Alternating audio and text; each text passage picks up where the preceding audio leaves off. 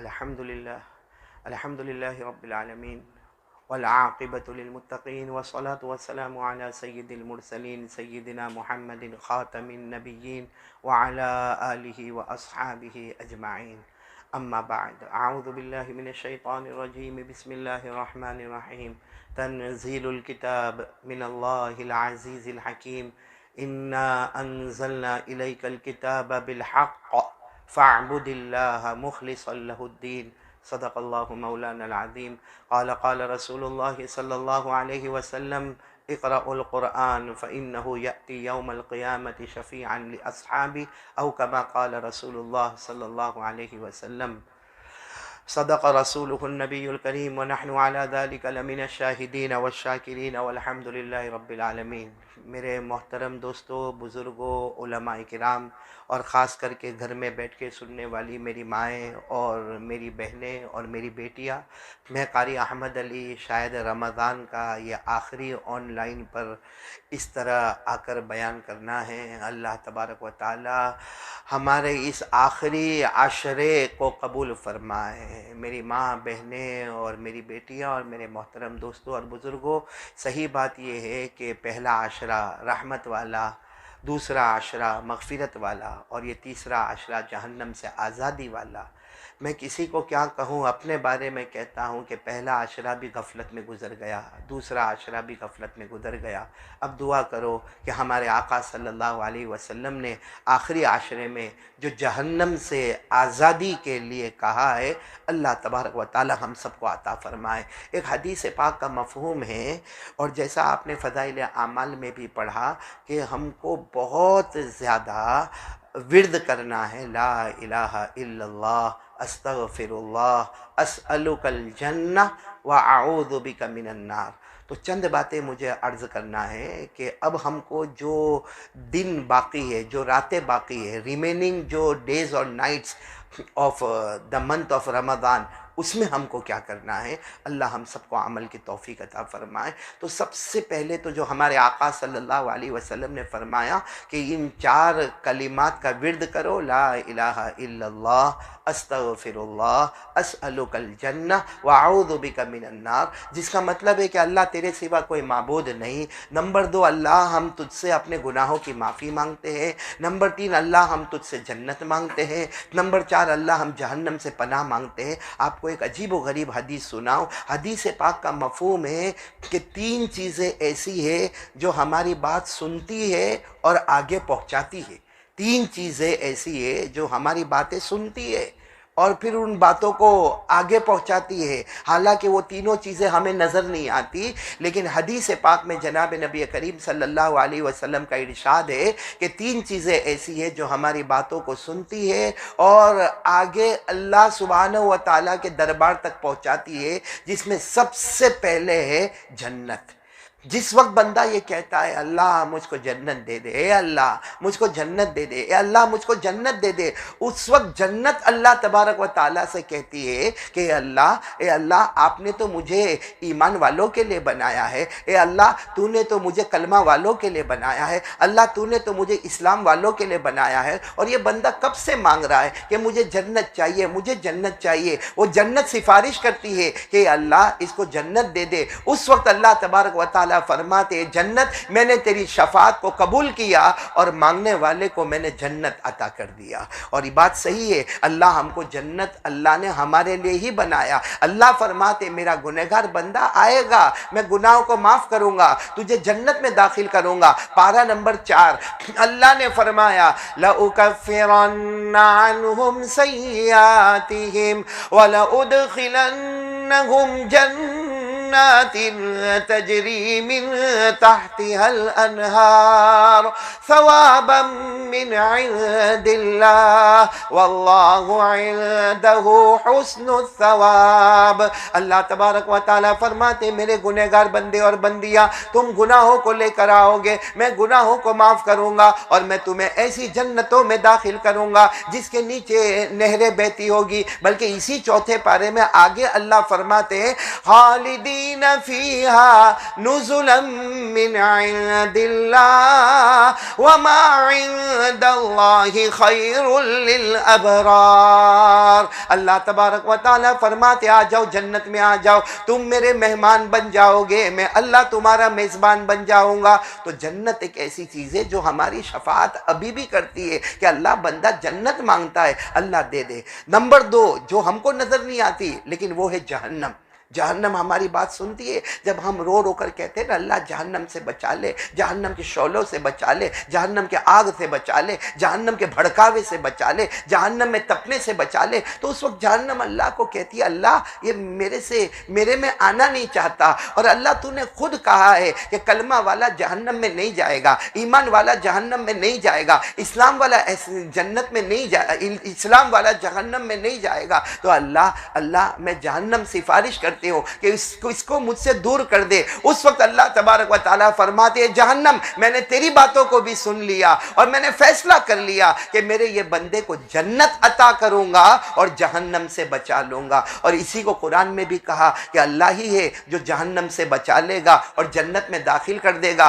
اللہ نے فرمایا فَمَنْ زُحْزِحَ عَنِ النَّارِ وَأُدْخِلَ الْجَنَّةَ فَقَدْ فَازَ وَمَا الْحَيَاةُ الدُّنْيَا إِلَّا مَتَاعُ الْغُرُورِ۔ اللہ تبارک و تعالیٰ فرماتے ہیں میرے پیارے بندے بندیوں کو میں نے جہنم سے ہٹا دیا اور جنت میں داخلہ کر دیا، اور ہم تو یہ دعا بھی مانگتے ہیں اللہ جنت عطا فرما دے اور جہنم سے بچا لے، بلکہ اللہ فرماتے یہ دعا مانگو کہ اللہ ہم کو جہنم سے بچا لے۔ قرآن کریم میں اللہ نے فرمایا میرا بندہ کہہ دے الذین یذکرون اللہ قیاما وقعودا وعلی جنوبہم ویتفکرون فی خلق السماوات والارض۔ آگے اللہ کیا فرماتے میرا بندہ کہہ دے ربنا ما خلقت هذا باطلا سبحانک فقنا عذاب النار۔ اللہ تو بہت پاک ہے لیکن اللہ ہم کو جہنم سے بچا لے۔ تو ایک جنت ہماری شفاعت کرے، یہ جہنم ہماری شفاعت کرے، اس سے بہت دعا مانگنا چاہیے۔ اسألک الجنہ واعوذ بک من النار، اے اللہ مجھے جنت دے دے اور جہنم سے بچا لے، کیونکہ اگر یہ مہینے میں جنت کا فیصلہ نہ ہوا، میری ماں بہنیں جہنم سے نجات کا فیصلہ نہ ہوا، تو پھر کون سا دن آئے گا، کون سی گھڑی آئے گی، کون سا لمحہ آئے گا۔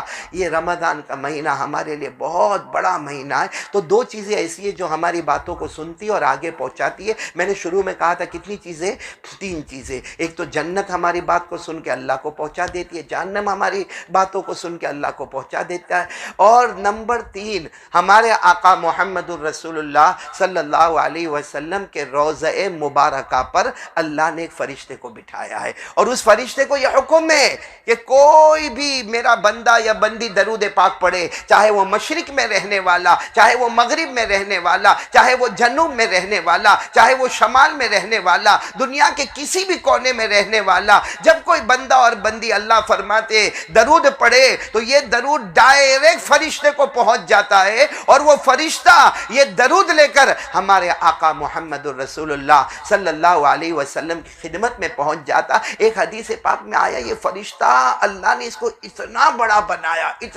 بنایا کہ اس کی ہتھیلی پر ساری مخلوق کے نام لکھے ہوئے ہیں۔ جب کوئی درود پڑھتا ہے بس وہ اسی ہتھیلی پر سے بتا دیتا ہے کہ اس نے درود پاک پڑھا، فلاں نے درود پاک پڑھا۔ اللہ نے ایسی قوت دی ہے کہ ایک وقت میں کئی درود پڑھنے والوں کے نام نوٹ کیے جاتے ہیں اور ہمارے آقا محمد الرسول اللہ صلی اللہ علیہ وسلم کے دربار تک پہنچا دیا جاتا ہے۔ تو اس کا مطلب یہ ہوا جنت مانگنا، جہنم سے پناہ مانگنا، اور زیادہ سے زیادہ درود پاک پڑھنا۔ اللہ درود پاک کی کثرت بھی ہم کو عطا فرمائے۔ تو یہ تو چونکہ آج جو پروگرام ہے میں چاہتا ہوں بہت ساری باتیں ہمارے سامنے مختصر انداز میں آ جائے۔ تو سب سے پہلے تو لا الہ الا اللہ، استغفر اللہ، اسألک الجنہ واعوذ بک من النار۔ دوسری بات، اب رمضان مہینہ ختم ہونے کے قریب ہے، ہمارا روزہ قبول ہوا کہ نہیں ہوا؟ ابھی آج کون سا روزہ؟ تقریباً آج 25واں روزہ ہے، اور ایسے اگر آپ اندازہ لگائے تو 25 26 27 28 29 بس یہی روزے ابھی چل رہے ہیں. تو اب ہمارا روزہ قبول ہوا یا نہیں ہوا؟ تو اس کے لیے قرآن پاک کی وہ آیت آپ کو معلوم ہے. اللہ فرماتے میرا بندہ اگر تیرا روزہ قبول ہو گیا یا میری بندی تیرا روزہ قبول ہو گیا تو ایک سائن تیرے اندر آ گئی ہوگی، اور وہ کیا سائن ہے؟ لعلکم تتقون. کیا مطلب ہے؟ کہ اللہ کا ڈر آ گیا، گناہوں سے آدمی بچ گیا. اسی لیے ہمارے آقا محمد رسول اللہ صلی اللہ علیہ وسلم نے فرمایا کہ قیامت میں بھیڑ بھاڑ ہوگی، ازدحام ہوگا، بڑا ہجوم ہوگا، سارے بندے اور بندیاں قیامت کے میدان میں جمع ہوگی. ہمارے نبی صلی اللہ علیہ وسلم اس وقت منبر پر ہوں گے، تو ہمارے نبی کے قریب کون ہوگا؟ میں چاہتا ہوں کہ نبی کے قریب ہو جائے، آپ چاہتے ہیں کہ نبی کے قریب ہو جائے، ہر امتی چاہتا ہے کہ نبی کے قریب ہو جائے. لیکن ہمارے نبی کو پوچھو کہ آپ قیامت میں قریب کس کو کریں گے؟ تو ہمارے نبی نے فرمایا قال رسول اللہ صلی اللہ علیہ وآلہ وسلم ان اولی الناس بی المتقون من کانوا وحیث کانوا. ہمارے آقا صلی اللہ علیہ وسلم نے فرمایا ہر میرا وہ امتی جس کے پاس تقوی ہوگا، بولو جس کے پاس تقوی ہوگا، چاہے مشرق کا رہنے والا، مغرب کا رہنے والا، چاہے اگلے زمانے میں پیدا ہونے والا، یہ زمانے میں پیدا ہونے والا، جس کے اندر تقوی ہوگا وہ میرے بہت بہت بہت زیادہ قریب ہوگا. تو ہمارا روزے کا مقصد ہے تقوی، اور تقوی کے معنی آتے گناہوں سے بچنا. جہاں تک میں نے بہت سوچا، اللہ ہی سب کرانے والا، کہ ایک بات دماغ میں آئی کہ رمضان میں آدمی بڑے بڑے گناہ تو کرتا نہیں ہے.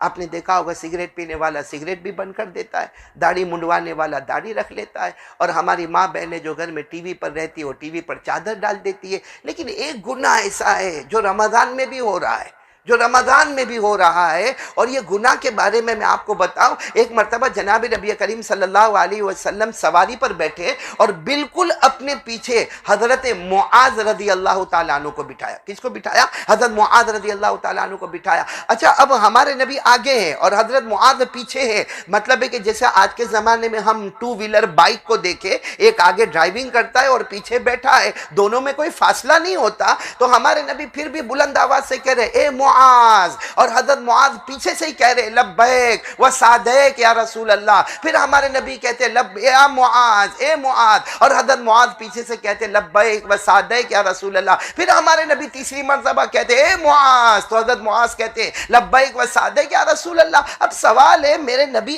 آگے بیٹھے ہیں، پیچھے حضرت معاذ بیٹھے، درمیان میں فاصلہ نہیں ہے، پکارنے کی ضرورت نہیں ہے. لیکن ہمارے نبی کو اتنی اہم بات بتانی تھی، اتنی اہم بات بتانی تھی کہ ہمارے نبی نے فرمایا جو پورے حدیث کا مفہوم ہے کہ اے معاذ، لوگ نمازیں پڑھیں گے، زکوٰۃ دیں گے، حج کریں گے، روزہ رکھیں گے، تہجد پڑھیں گے، ارے ساری دنیا سوئی ہوگی، وہ اللہ کے سامنے روتے ہوں گے، لیکن ایک چیز ایسی ہے جو ہماری ساری نیکیوں کو برباد اور تباہ کر دیتی ہے. تو حضرت معاذ رضی اللہ تعالیٰ عنہ نے فرمایا، چونکہ پیچھے ہی سواری پر بیٹھے تھے، اللہ کے رسول وہ چیز کون سی ہے؟ تو ہمارے نبی یوں پیچھے مڑے اور اپنی زبان پکڑ کر کہا یہ زبان. تو حضرت معاذ رضی اللہ تعالیٰ عنہ کا اتنی چھوٹی زبان، اور یہاں تو نمازیں اور روزے اور زکوٰۃ اور حج، اور نمازوں میں فرض نمازیں، سنت نمازیں، نفل نمازیں، اور اوابین اور صلاۃ التوبہ اور صلاۃ الحاجہ، اور معلوم نہیں تہجد کی نماز، تو یہ سب برباد ہوگا. ہمارے آقا صلی اللہ علیہ وسلم نے فرمایا معاذ، میرے بہت سے امتی جو جہنم میں جائیں گے اور ان کے نیک عمل برباد ہوں گے تو یہ زبان کی وجہ سے ہوں گے. اور ہم نے رمضان میں بھی زبانیں بہت چلائی، کسی کو گالی دینا، کسی کو ڈانٹنا، کسی کو دھمکانا، اور کسی کو کیا کہنا. بس اللہ ہم سب کے زبانوں کی حفاظت فرمائے. یہ زبان بہت عجیب چیز ہے، بہت عجیب چیز ہے.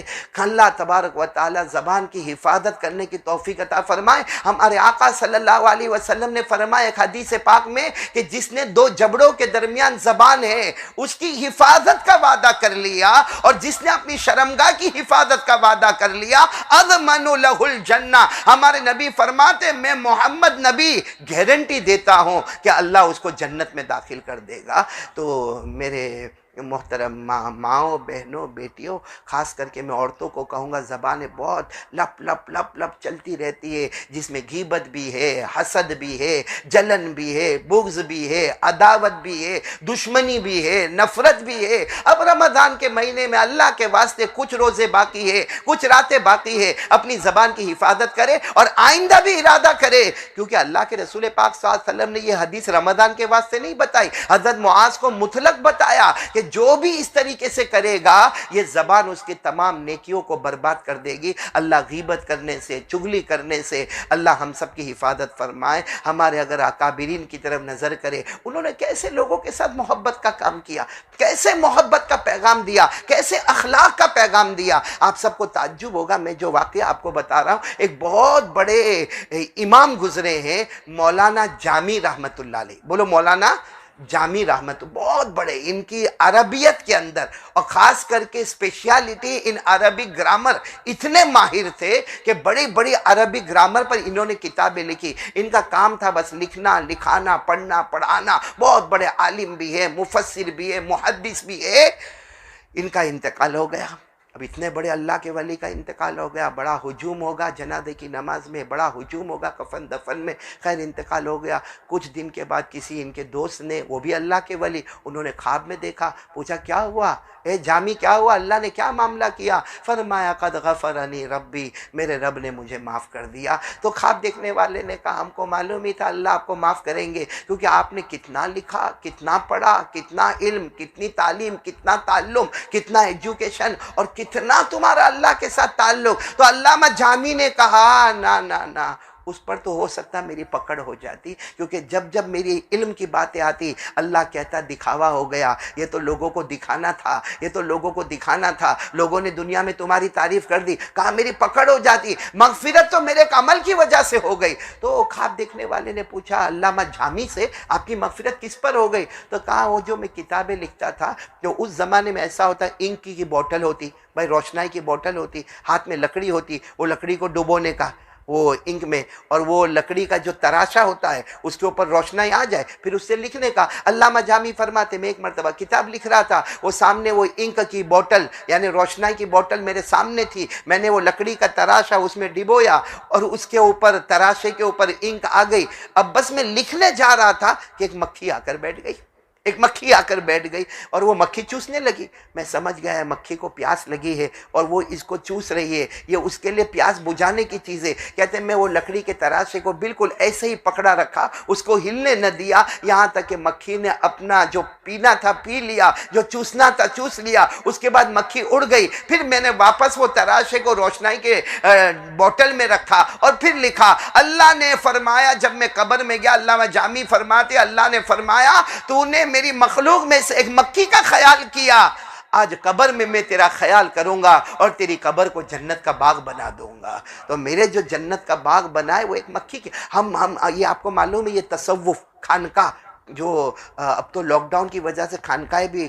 ہمارے گناہوں کی نحوست سے قائم نہیں ہوتی، ورنہ آپ کو معلوم ہے کنتھالیہ میں خانقاہ قائم ہوتی تھی۔ حضرت مولانا قمر الزما صاحب دامت برکاتہم اللہ ان کی عمر میں برکت عطا فرمائے، وہ آتے تھے۔ ڈابل میں خانقاہ قائم ہوتی تھی۔ تو یہ خانقاہ کا جو سلسلہ ہے نا، اس میں ایک سلسلہ چشتیہ ہے، ایک سلسلہ سہروردیہ ہے، ایک سلسلہ جس کے بارے میں ذکر کرنے جا رہا ہوں نقش بندیہ سلسلہ، اور نقش بندیہ سلسلے کو شروع کرنے والے بانی ببانی خواجہ بہاؤالدین نقش بندی رحمت اللہ علیہ۔ اللہ نے ان کے سینے میں معرفت، اللہ نے ان کے سینے میں تصوف، اللہ نے ان کے سینے میں حقیقت، اللہ نے ان کے سینے میں شریعت۔ خود حضرت خواجہ بہاؤالدین نقش بندی بخاری رحمت اللہ علیہ سے پوچھا گیا اللہ نے یہ دولت تمہیں کیسے دی؟ کیونکہ آپ تو کاروبار کرنے والے تھے۔ اللہ نے اپنی معرفت، اللہ نے طریقہ سلوک، اللہ تبارک و تعالیٰ نے تصوف، اللہ تبارک و تعالیٰ نے تروح، یہ سب آپ کو کیسے عطا کیا؟ خواجہ بہاؤالدین نقشبندی رحمت اللہ علیہ فرماتے ہیں کہ ایک دن میں راستے سے گزر رہا تھا، میں نے کتے کو دیکھا، جو شاید زخمی تھا، اس کے ہاتھ پاؤں پر زخم لگا ہوا تھا اور وہ تڑپ رہا تھا۔ حضرت خواجہ بہاؤالدین نقشبندی کہتے ہیں میں جلدی سے گیا اور میں کچھ دوائیں لے کر آیا اور اپنے ہاتھ سے میں نے کتے کی مرہم پٹی کی، اس کے پاؤں پر دوا لگائی، اس کے دوسرے پاؤں پر دوا لگائی اور اس کو میں نے پٹی وٹی سے باندھا اور اس کے بعد اس کو کچھ کھلایا۔ حضرت خواجہ بہاؤالدین نقشبندی رحمت اللہ علیہ کہتے ہیں کہ روزانہ میں آتا تھا، مرہم پٹی کرتا تھا، کتے کو کھلاتا تھا، پلاتا تھا، وہ اسی جگہ بیٹھا رہتا تھا روزانہ۔ کہتے تقریباً 1.5 مہینے تک میں نے مرہم پٹی کا بھی کام کیا، کھانا کھلانے پلانے کا کام کیا، پھر اس کتے میں طاقت آ گئی۔ ایک دن آیا تو وہ چلا گیا، وہ تو چلا گیا، لیکن اللہ کی طرف سے جیسے غیب سے آواز آئی، تو نے ایک مخلوق کے اوپر 1.5 مہینے تک رحم و کرم کا معاملہ کیا، میں نے تیرے سینے کو انوارات سے بھر دیا۔ اللہ نے معرفت عطا فرمائی، اللہ نے تقوی کی دولت عطا فرمائی، اللہ نے سلوک اور احسان اور تزکیہ ایسا عطا فرمایا کہ نقشبندیہ سلسلہ جو شروع ہوا اور قیامت تک چلتا رہے گا، اس کے بانی مبانی حضرت خواجہ بہاؤالدین نقشبندی رحمت اللہ علیہ۔ تو کوئی مکھی کے اوپر رحم کرے تو قبر کا عذاب ختم ہو جائے، اور کوئی کتے کے اوپر رحم کرے تو اس کو معرفت کا سلسلہ مل جائے۔ ہم انسانوں پر رحم نہیں کر سکتے، ہم انسانوں پر رحم نہیں کر سکتے۔ ہماری زبان جب چلتی ہے اور ایک بدگمانی، سب کے بارے میں بدگمانی، یہ کیا کرتا ہوگا، وہ کیا کرتا ہوگا، اور ہماری ماں بہنیں موبائل پر اس کی بات اس کی بات۔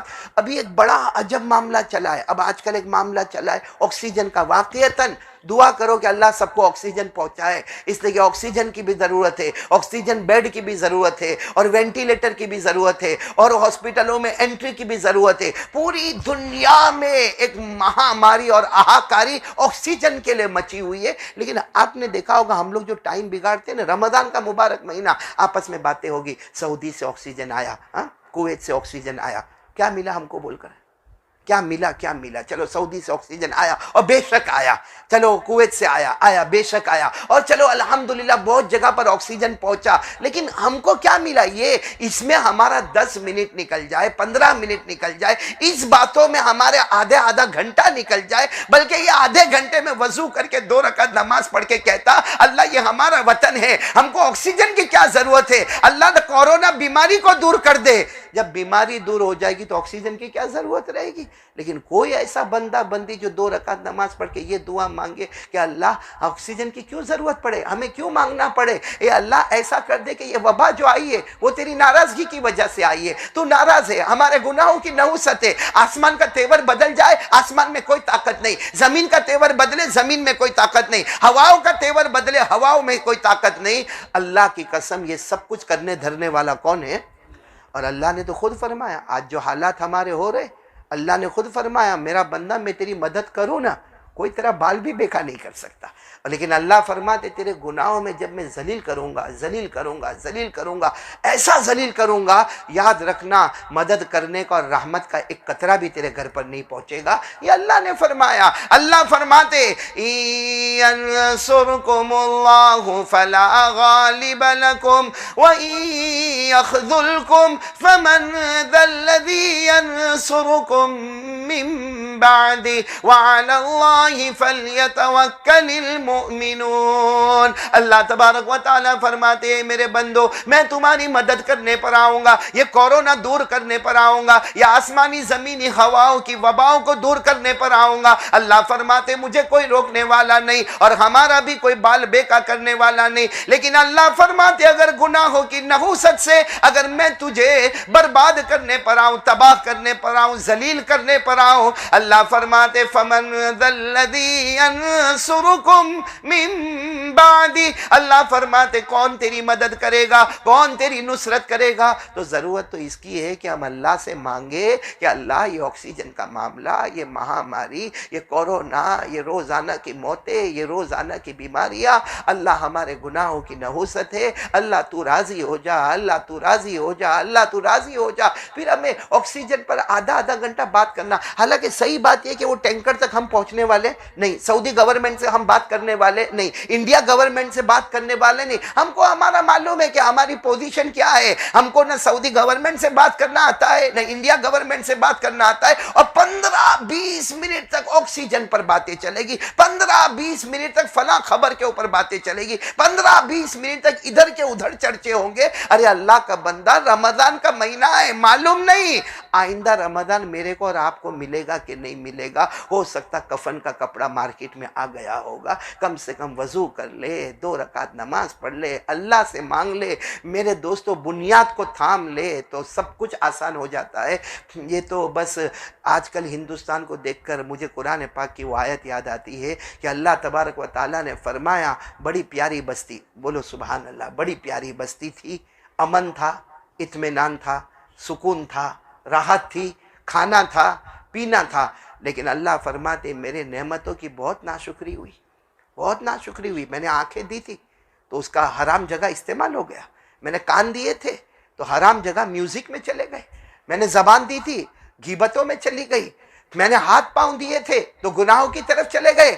اللہ کہتے ہیں بہت بہت میری نعمتوں کی ناقدری کی. اب میں بھوک سے بھی تڑپاؤں گا اور ڈر سے بھی تڑپاؤں گا. اور سچ بتاؤ آج یہ دونوں چیزیں سے ہم تڑپ رہے ہیں. آج دیکھو کئی جگہ پر اناج نہیں ہے, غلہ نہیں ہے. ابھی مجھے حیدرآباد سے خبر آئی کہ حیدرآباد میں بہت سارے علماء ہیں جو بیچارے گھر گھر جا کے ٹیوشن دیتے تھے. اب لاک ڈاؤن ہو گیا, ٹیوشن بند. اور ہمارے گھر والے ماشاءاللہ جب مولانا پڑھانے نہیں آتے تو مولانا کو پگھار بھی نہیں دینے کا, تنخواہ بھی نہیں دینے کا.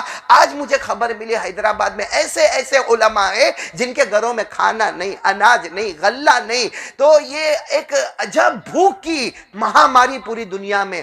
اور ڈر تو ایسا لگا ہوا ہے کہ ہر ایک کو ڈر لگتا ہے بچوں گا مروں گا, بچوں گا مروں گا, جاؤں گا مروں گا. ایک کورونا, 2 کھانسی کھایا تو کورونا, ہلکا سا سینے میں درد ہوا تو کورونا, سانس رک گئی تو کورونا. یہ اللہ نے قرآن پاک میں 1400 سال پہلے لکھ دیا تھا کہ میرے بندے جب ناشکری کریں گے, میری نعمتوں کی ناقدری کریں گے, میں بھوک کا عذاب بھی دوں گا اور میں خوف کا عذاب بھی دوں گا. اللہ نے فرمایا ضرب اللہ مثلا قریة كانت آمنة مطمئنة يأتيها رزقها رغدا من كل مكان فكفرت بأنعم الله فأذاقها الله لباس الجوع والخوف بما كانوا يصنعون. یہ آیت کریمہ بالکل فٹ ہوتی ہے. اللہ تبارک و تعالیٰ فرماتے ایک وطن کو لے لو جس میں امن بھی تھا, جس میں سکون بھی تھا, چاروں طرف سے روزی بھی تھی, ہماری دکانیں بھی چلتی تھی, ہمارا کاروبار بھی چلتا تھا.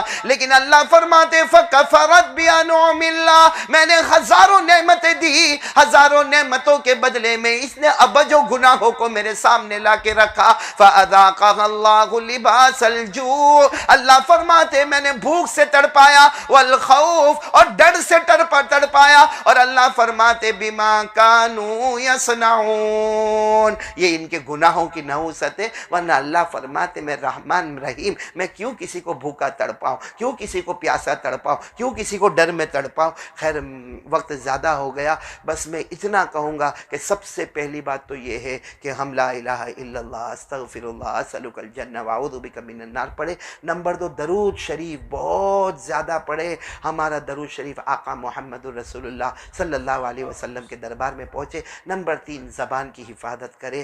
اور نمبر 4 جو آخری بات کہنے آ رہا ہوں کہ ایک مکھی کی وجہ سے اگر قبر کا عذاب دور ہو کے قبر جنت کا باغ بنے, اور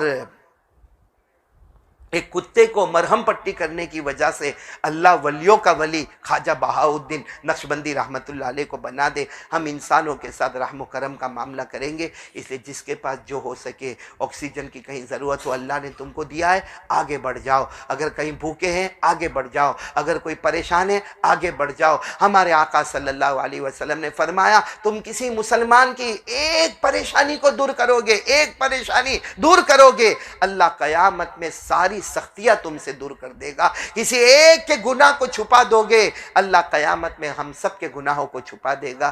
بس اخیر میں یہی کہوں گا کہ ہم سب مل کے دعا کریں کہ اللہ تبارک و تعالیٰ اب جو باقی وقت ہمارے پاس ہے رمضان کے دن کا یا رمضان کی راتوں کا, اللہ صحیح گزارنے کی توفیق عطا فرمائے. اور ایک بات میں کہوں گا جو بہت امپورٹنٹ بات ہے, کیونکہ بڑی رات شب قدر اس لیے یہ بات کہہ رہا ہوں کہ دیکھو اگر کسی کا کوئی حق باقی ہو اور ہم ادا کر سکتے ہو، ہمارے پاس صلاحیت ہو، طاقت ہو، پھر بھی ہم ٹال مٹول کریں تو قیامت میں اللہ نیکی کو قبول نہیں کرے گا، ایک بھی نیکی آسمان پر نہیں جائے گی۔ یہ میں کہہ رہا ہوں قرض کے لیے، بہت سارے لوگ قرض لیتے ہیں، اب ہے ان کے پاس پیسہ ہے ماشاءاللہ، اچھے گھر میں رہتا ہے، ایئر کنڈیشن چلتا ہے، اچھا گھر میں فرنیچر بسا ہوا ہے، لیکن سامنے والے کا قرض نہیں دیتا۔ کیوں نہیں دیتا؟ میرا لاک ڈاؤن ہے، میری کمائی ہی نہیں ہے۔ تو یہ گھر ہے نا، گھر میں آرام سے رہتا ہے، ایئر کنڈیشن چلتا ہے، گھر کے خرچ ہو رہے، گھر میں افطاری میں 10 چیزیں سامنے آ رہی، سحری میں 12 چیزیں سامنے آ رہی ہے، اور گھر میں عید کے کپڑے بن رہے، اور سامنے والے کا قرض نہیں دیتا۔ میں ایک حدیث سنا کر بات ختم کروں۔ دو صحابی، ایک صحابی کا نام ہے حضرت عوف اور ایک صحابی کا نام ہے حضرت صائب۔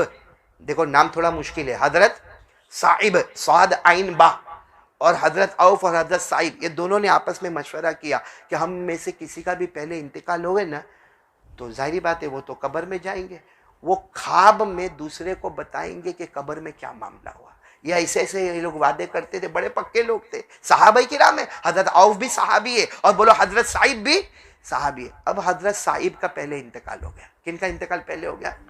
اب حضرت عوف انتظار کرتے کہ آج رات کو خواب میں آ کے بتائیں گے، کل رات کو خواب میں بتائیں گے، یا تیسری رات کو خواب میں، چوتھی رات کو واقعتاً خواب میں آ گئے۔ کون آ گئے؟ حضرت صائب خواب میں آئے اور کہا عوف بہت پریشان ہوں، اور اپنے گردن کی طرف بتایا، اتنا خطرناک زخم تھا، کہا بہت مارا جاتا ہے، یہاں پہ گردن پہ بہت مارا جاتا ہے، سوراخ ہو گیا ہے، بہت پریشان ہوں، اور میری انگلیوں کو موڑا جاتا ہے، بہت پریشان ہوں۔ تو حضرت عوف نے کہا لیکن پریشان کیوں؟ تم تو صحابی ہو، تم تو نبی سے محبت کرنے والے، تم پریشان کیوں؟ تمہاری کہاں نماز روزہ زکوٰۃ حج کچھ باقی ہے؟ سب تو ہو گیا۔ حضرت صاحب نے کہا میں نے ایک یہودی سے قرضہ لیا تھا 10 دینار، اور مجھے چکانا تھا، میں نے گھر میں ایک جگہ پہ رکھا، لیکن بس یہ بیماری اس میں بھول گیا، بس اسی لیے مجھے مارا جاتا ہے کہ وہ قرضہ کیوں باقی رکھا، جبکہ مجھے تو کیا کرنا تھا؟ چکانا تھا۔ اور پھر وہ خواب میں کہتے عوف جاؤ نا میرے گھر جاؤ، فلاں جگہ پہ ایک ٹھیلی ہوگی، اس میں 10 دینار ہوں گے، وہ فلاں نام کا یہودی، اس کو جا کے چکا دو۔ حضرت عوف کہتے میری آنکھ کھلی، گھبراتا راتوں رات میں گھر پر گیا، جو ٹھیلی بتائی تھی وہ ٹھیلی بھی مجھے ملی، اس میں 10 دینار بھی ملے، اور میں یہودی کے پاس گیا تو یہودی نے کہا میرا قرضہ باقی تھا، میں نے وہ 10 دینار دیے۔ اور حضرت عوف کہتے روتے روتے میں اللہ کے رسول پاک صلی اللہ علیہ وسلم کے پاس گیا، جا کر پورا واقعہ بیان کیا۔ اللہ کے رسول پاک صلی اللہ علیہ وسلم نے فرمایا ہاں یہ عذاب ہوتا ہے، جب کوئی کسی کا قرض نہیں چکاتا ہے تو یہ عذاب ہوتا ہے، پھر ہمارے نبی نے روتے روتے ہاتھ اٹھائے اور دعا مانگی۔ حضرت عوف کہتے دوسری رات کو میں سویا، پھر خواب میں حضرت صاحب آئے، نہ گردن پر کوئی زخم تھا، نہ انگلیوں پر کوئی زخم تھا۔ کہا عوف تیرا اور میرے نبی کا بہت شکریہ، اللہ نے میری قبر کو جنت کا باغ بنا دیا ہے۔ تو جن کے حق باقی وہ بھی ادا کرے، دعا کرے اللہم صلی علی سیدنا مولانا محمد وعلی آل سیدنا مولانا محمد وبارک وسلم۔ ربنا آتنا فی الدنیا حسنۃ وفی الآخرۃ حسنۃ وقنا عذاب النار۔ ربنا ظلمنا انفسنا وان لم تغفر لنا وترحمنا لنكونن من الخاسرین۔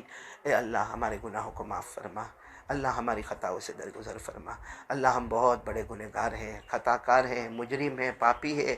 الہ العالمین اب بڑے دن بڑی راتیں اللہ، بڑے دن اور بڑی راتیں اللہ ہمیں حضرت جبرائیل کی بد دعا یاد ہے، فرمایا تھا برباد ہو جائے وہ مسلمان جسے رمضان کا مہینہ ملے پھر بھی اس کی مغفرت نہ ہوئے، اور ہمارے نبی نے اس پر آمین کہہ دیا۔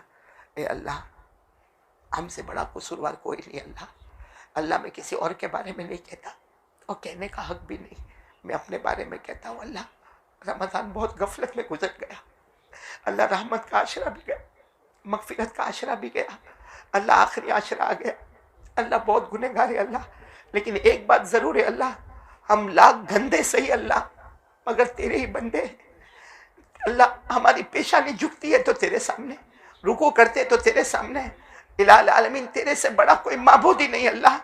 الہ العالمین آج اپنے فضل و کرم سے معاف فرما دے اللہ، معاف فرما دے اللہ، سب کے کاروبار میں برکت دے دے۔ لاک ڈاؤن میں بہت پریشانی ہے اللہ، بہت مزدور لوگ پریشان ہیں، روز کے کمانے والے بھی پریشان ہیں اللہ، درمیانی درجے والے بھی پریشان ہیں، سبھی پریشان ہیں اللہ، اور روزی تو تیرے قبضے میں اللہ، بے حساب حلال بغیر مشقت والی روزی عطا فرما دے، برکت والی حلالی روزی عطا فرما دے. جو قرضے میں ڈوبے اللہ غیب سے ان کے قرضے ادا کروا دے. اللہ جو بے اولاد ان کو اولاد عطا فرما دے. اللہ جو صاحب اولاد اللہ جن کے چھوٹے چھوٹے بچے اللہ حافظ کامل بنا دے. چھوٹے بڑے بچے حافظ کامل، عالم، باعمل، دین کا داعی، متقی، پرہیزگار، ماں باپ کے لیے آنکھوں کی ٹھنڈک بنا دے. ہماری نسلوں میں ایمان کا فیصلہ فرما. اللہ ہم گھر کے بڑے اللہ ہمارے گناہوں کی نوسط بچوں پر مت ڈال، ہماری بیٹیوں پر مت ڈال. ہماری بیٹیوں کو عفیفہ، تقیہ، نقیہ، زکیہ بنا دے. اللہ ہم نہیں سدھرے، کسی کو کیا سدھارے. اللہ یہ بولنا آسان ہے، سننا آسان ہے. اللہ عمل کرنے والا بنا دے. اور اللہ پیارے نبی کی محبت دے دے.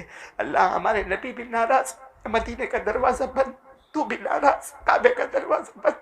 اب تو بھیک مانگتے، بھیک مانگتے. اللہ اللہ وہ دعا مانگتے جو ہمارے نبی نے ہم کو سکھائی، جس کا مفہوم یہ ہے کہ اللہ ہم بے شک گنہگار ہیں مگر ہمارے گناہوں سے تیرا کوئی نقصان نہیں. اللہ تیرا کوئی نقصان نہیں. اللہ اور اللہ تو معاف کر دے گا تو تیرے خزانے میں کوئی کمی بھی نہیں. اللہ جہاں تیرا کوئی نقصان نہیں اور جہاں تیرے خزانے میں کوئی کمی نہیں. اور اللہ ہم فقیر بھکاری کی طرح ہاتھ اٹھا کر بھیک مانگتے، تیرے دروازے کے سوالی بن کے بھیک مانگتے. اللہ ہمارے گناہوں کو معاف فرما دے. ہمارے ماں باپ کی عمر میں برکت دے دے. جن کے اماں ابا زندہ ان کی عمروں میں برکت دے دے. اور جن کے اماں ابا چلے گئے اللہ، میری والدہ بھی مرحومہ ہو گئی اللہ، اور جتنے مرحومین مرحومات اللہ سب کی قبر کو نور سے بھر دے، سب کی قبر کو رحمتوں سے بھر دے، سب کی قبر کو جنت کا باغ بنا دے، سب کی قبر میں جنت کی نعمتیں لٹا دے. اللہ جو مانگا وہ بھی دے دے. اللہ جو رہ گیا وہ بھی عطا فرماتے. جو مانگنا تھا نہیں مانگا وہ بھی دے دے. پیارے نبی محمد الرسول اللہ صلی اللہ علیہ وسلم نے جتنی بھلائی مانگی عطا فرما دے، جتنے شرور سے پناہ مانگی اللہ ہم سب کی حفاظت فرما دے. وصلی اللہ تعالی علی خیر خلقہ محمد.